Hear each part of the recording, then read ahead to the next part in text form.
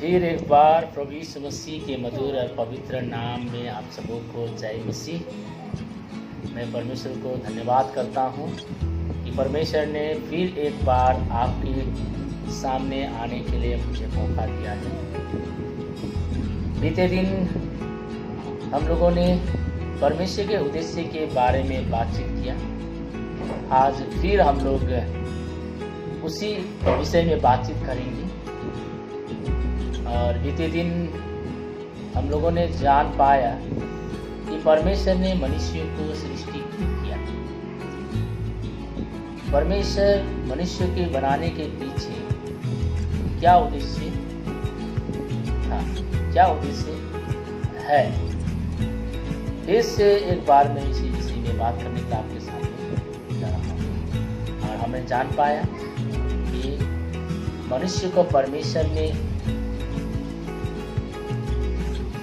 की महिमा करने के लिए उनको सृष्टि किया। मनुष्य को परमेश्वर ने सृष्टि किया इसलिए कि ताकि लोग परमेश्वर की आराधना करें। लेकिन अभी तक परमेश्वर की उद्देश्य पूरा नहीं हुआ है, क्योंकि लोग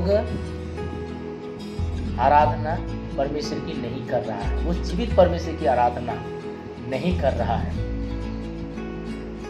सब जगह में सभी लोग, या हर जाति बोलो, या हर भाषा के लोग बोलो, या हर कुल के लोग बोलो, सभी लोग परमेश्वर की आराधना नहीं कर रहे। लेकिन परमेश्वर मनुष्य के सृष्टि करने का पीछे यही उद्देश्य है कि सारे मनुष्य, पृथ्वी के हर लोग, पृथ्वी के हर जाति, हर भाषा के लोग परमेश्वर की महिमा करें, उसकी आराधना करें। लेकिन आज उसकी आराधना, उसकी महिमा नहीं हो रहा है।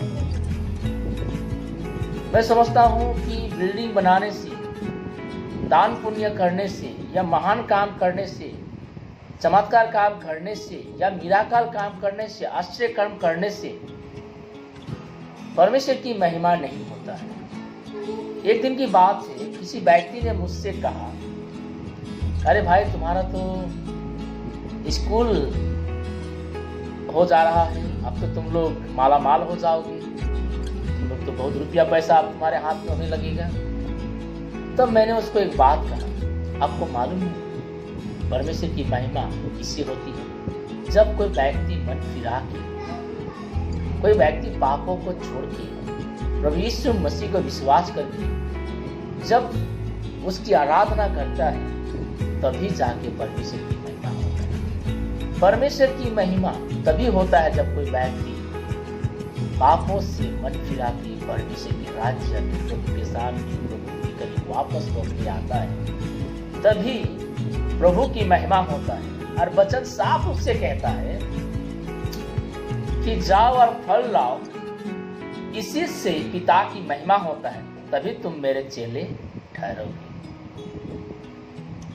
फिर आप सबको ये मालूम होना जरूरी है कि परमेश्वर आप पर हमको आज इसलिए चुना है, इसलिए आप पर हमको बुलाया है, ताकि जो लोग अंधकार में हैं, जो लोग आज परमेश्वर को नहीं पहचान रहे हैं, आज हमारा दायित्व है कि वो लोग भी परमेश्वर की महिमा करें। लोग तभी परमेश्वर की महिमा करेंगे जब लोग परमेश्वर की सुसमाचार को पाएंगे, जब लोग प्रभु यीशु मसीह को समझेंगे। अगर लोग के पास हम नहीं जाएंगे तो लोगों को कैसे मालूम होगा? आपको मालूम है, सबसे पहला स्टेप मनुष्य को बदलने, जो बदलता है, वो है सुसमाचार। जब तक सुसमाचार लोगों के पास नहीं पहुंचेगा, लोग कैसे परमेश्वर को पहचान पाएंगे? लोगों को कैसे मालूम चलेगा कि प्रभु यीशु मसीह ही खुदा है, वो परमेश्वर का बेटा है,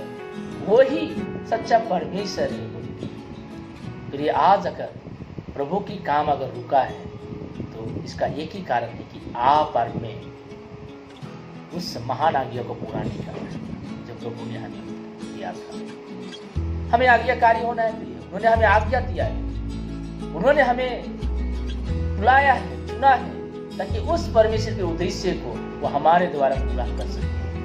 लेकिन आज देखेंगे कि हम सब हर चीज़ों के लिए हमारे पास समय है। मोबाइल के लिए बहुत समय है, फिल्मी के लिए बहुत समय है, चैटिंग के लिए बहुत समय है, लेकिन हम थोड़ा वक्त भी हम परमेश्वर की समाचार नहीं सुनाते। आज हम अपने आप को छुपाते हैं, आज हम अपने आप को क्रिश्चियन बोलने से शर्माते हैं। एक समय था जब लोग मैं मसीह हूँ बोल के, क्रिश्चियन हूँ बोल के गर्व करते थे।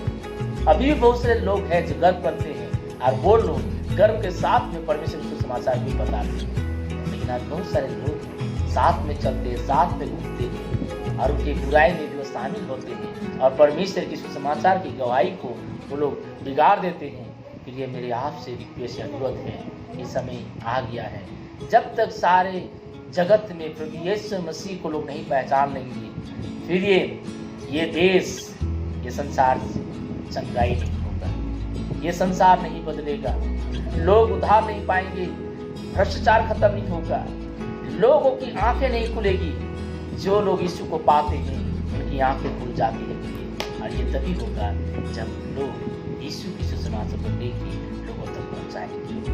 फिर आज मेरा और आपका दायित्व है इस उद्देश्य को पूरा करने के लिए परमेश्वर ने योजना बनाया है। मैं आज इस उद्देश्य के साथ साथ मैं ये बताना चाहता हूँ कि परमेश्वर अपने उद्देश्य को किस तरह पूरा करेगा। आपको क्या लगता है? अगर आप सुसमाचार नहीं सुनाएंगे, अगर आप नहीं जाएंगे, तो क्या परमेश्वर ने बोला है क्या पूरा नहीं होगा? पूरा हो के रहेगा, चाहे हम करें ना करें। लेकिन परमेश्वर कहता है मैं पत्थर से बुलवाऊंगा। फिर ये परमेश्वर ने कहा है वो पूरा होगा रहेगा और वो पूरा हो चुका है।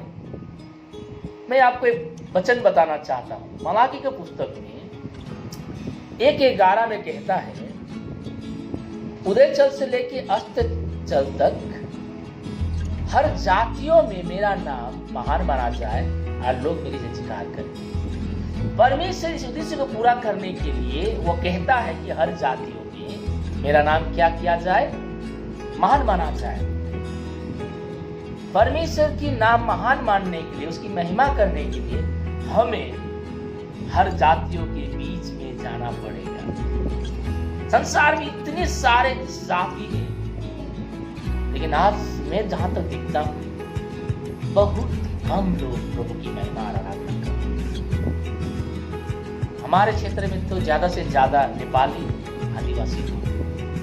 मुझे मालूम नहीं आपके उधर क्षेत्र में कितने जाति लोग प्रभु की महिमा करते हैं। आज बिहारी चर्च, बंगाली चर्च, मुस्लिम चर्च, हर जात के लोगों का कलिसिया होना चाहिए, आराधना होना चाहिए, उसकी महिमा होना चाहिए। लेकिन आज हम देखते हैं कि बहुत सारे जातियों के बीच में परमेश्वर की महिमा नहीं हो रहा है। प्रिय,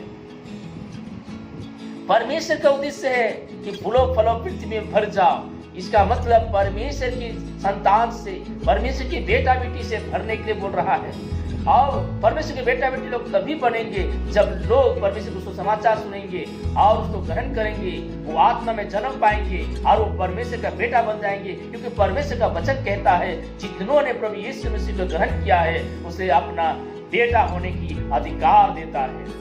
जब तक हम उसके बेटा बेटी का अधिकार को प्राप्त नहीं करते हैं, हम आत्मा में जन्म नहीं पाते हैं, हम परमेश्वर के राज्य में अधिकारी नहीं बनेंगे। अगर हम प्रकाशित वाक्य का पुस्तक को पढ़ें 7 का 9 10 छोड़ेगा और वो पूरा हो चुका है। मैं आपको पढ़ के सुनाता हूँ। देखिए प्रकाशित वाक्य पुस्तक में जो परमेश्वर ने कहा है ऑलरेडी पूरा हो चुका है। भले अभी नहीं हुआ है लेकिन भविष्य में ये चीज हो चुका है। देखिए यहाँ क्या कैसे बोलता है। इसके बाद मैंने दृष्टि की और देखो हर एक जाति और कुल और लोग और भाषा में से एक ऐसी बड़ी भीड़ जिससे कोई गिन नहीं सकता था, श्वेत वस्त्र पहने और अपने हाथों में खजूर की डालियां लिए हुए सिंहासन के सामने और मेमना के सामने खड़ी है और बड़े शब्द से पुकार कर कहती है, उद्धार के लिए हमारे परमेश्वर का जो सिंहासन पर बैठा है और मेमने का जयकार करो। देखिए हम लोग यहाँ देखते हैं ये प्रकाशित वाक्य पुस्तक 7 का 9 10 में लिखा है। प्रकाशित वाक्य 5 का 9 10 पढ़ेंगे तो वहां भी इसी तरह का बात हमें देखने के लिए मिलता है। आपका समय है तो आप कृपा आप बाइबल से खोल के इस वचन को पढ़िए, थोड़ा अध्ययन करके देखिए।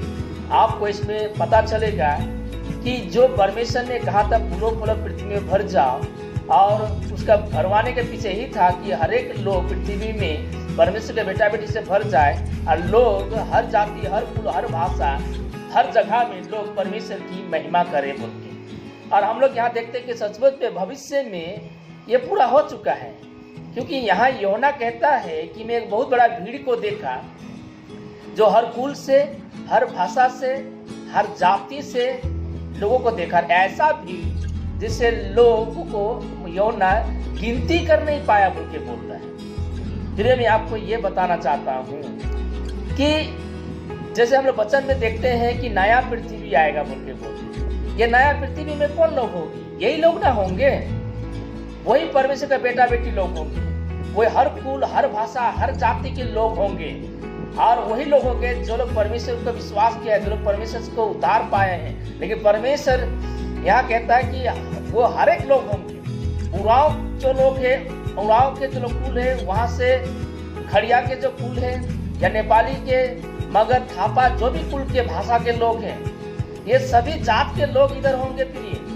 मेरा जात की पढ़ाई लोग भी इधर होंगे। प्रिय, कहने का मतलब हर जाति के लोग, हर कुल के लोग, हर भाषा के लोग, हर जगह में परमेश्वर की महिमा होगा।